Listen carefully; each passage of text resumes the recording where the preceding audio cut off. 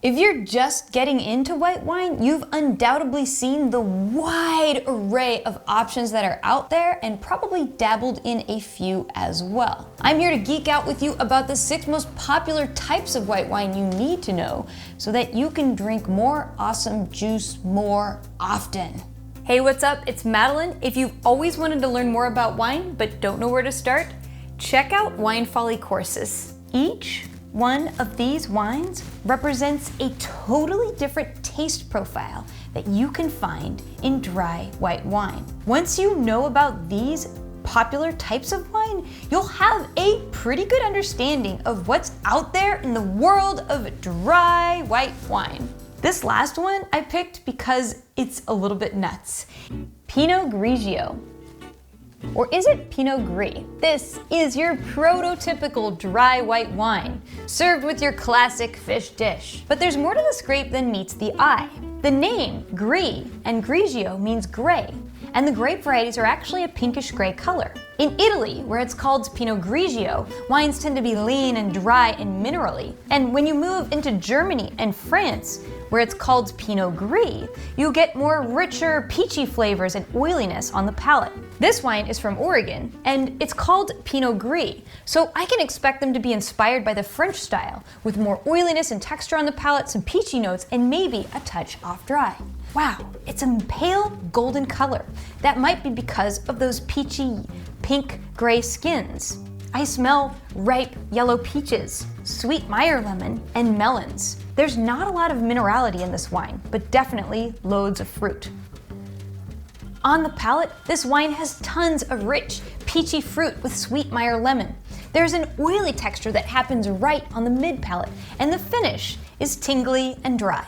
If Pinot Gris sounds delicious to you, there's some other grape varieties that you deserve to know about. There's Cricchetto, Arneus, and Grillo from Italy, Pinot Blanc, and Albarino from Spain. Sauvignon Blanc. The word Sauvignon in French means wild, and this is the wild white wine that's likely originated somewhere in the center of Loire Valley of France. What you'll find most likely in the glass are notes of green. Whether it's fresh cut grass, gooseberry, or bell pepper, those flavors are derived from aromatic compound found in the grapes called methoxypyrazines, the very same compounds you would find in a green bell pepper.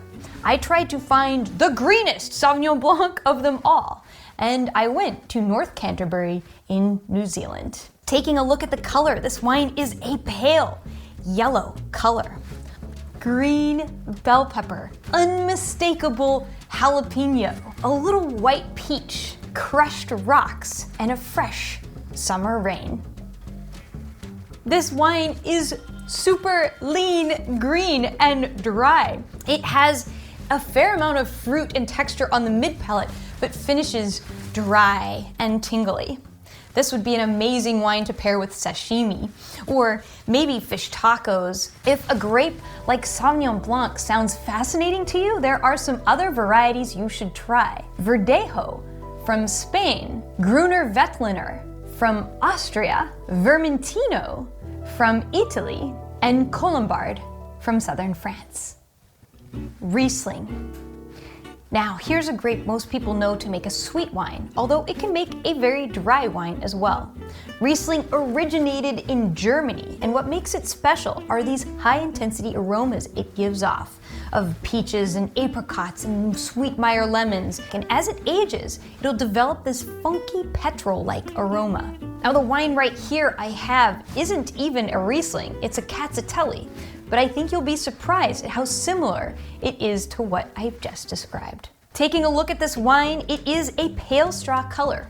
On the nose, ripe peaches, apricot, fresh tarragon. It has this chalky minerality and a subtle whiff of what's that? Petrol.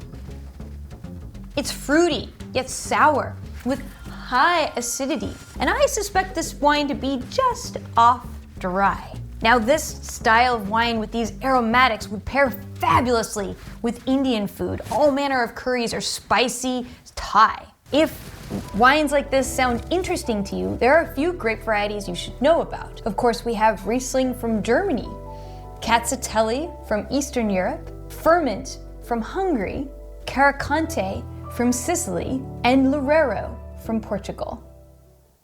Gewürztraminer.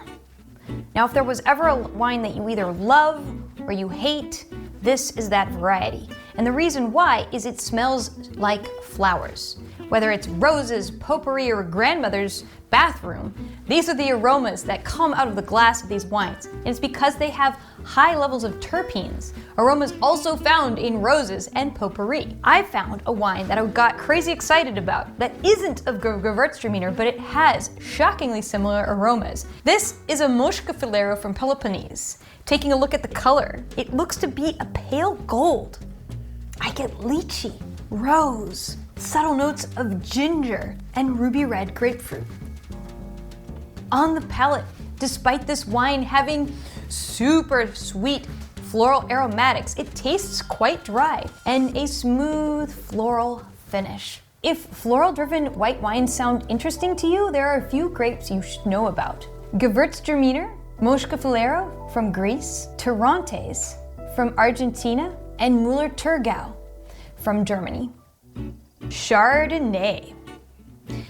Chardonnay is the most popular white wine planted throughout the world. It originated in France, around Burgundy, and the reason people love this grape so much might have nothing to do with this variety at all. In fact, in Burgundy, when these wines were made, they were put into oak barrels. Now, aging in oak made a few interactions happen that changed the flavor of this wine, including adding toasty notes of vanilla and creme brulee, and a creaminess often described as buttery. Naturally, I couldn't help myself. I found another wine, not Chardonnay at all, also aged in oak barrels, to show you how these flavors can come through. It's a Portuguese wine made with indigenous varieties. Taking a look at the color, wow, it's much darker than our other wines, as medium gold. I smell yellow apple and a little lemon balm with these rich flavors of beeswax, creme brulee, and toasted almond. I'm immediately hit with an explosion of acidity, which leads to a rich, creamy, and buttery palate that finishes with a little bit of waxiness and that tingle of acidity. This wine doesn't look like Chardonnay at all, and yet it has many of the same flavors, and that's because it used the same winemaking process. If you like the sound of a rich, full-bodied white wine, pay attention to how it was made. If it spent time in oak or went through malolactic fermentation, you're likely to experience a similar wine to what we have here. Orange wines. And I'm not talking like a wine made with orange. I mean, look at that color. Along the border between Italy and Slovenia, where a grape variety called Ribolla grows, producers are looking to an ancient style of winemaking method. And much like a red wine, these white wines develop a rich color and actually have tannin. Taking a look at this wine, yes, it is a pale amber color. On the nose, very unlike other white wines, it's funky with mushroom, preserved lemon, linseed oil, bruised apple, and this minerality like crushed wet rocks. This wine is richer with actual tannins on the palate, much more like a light-bodied red wine than it is like a white wine. So if you're excited about orange wines, pay attention to that bleeding edge of what's happening out there. Wines with many days of skin contact will produce tannins in the wine, much like you would find in red wines. So here are the most popular types of white wine. We have the neutral and dry Pinot Gris, the herbal Sauvignon Blanc, the aromatic Riesling, the floral Gewürztraminer, the full-bodied Chardonnay, and finally, the wacky and out there Ribolla orange wine. As you can see, white wines have incredible diversity in their styles and tastes, and I hope this helps you find what you're looking for. If you're interested in learning more about wine, definitely subscribe. Wine Folly's newsletter has helpful tips and tricks for you to drink more of what you love. Until next time, happy tasting. Peace out.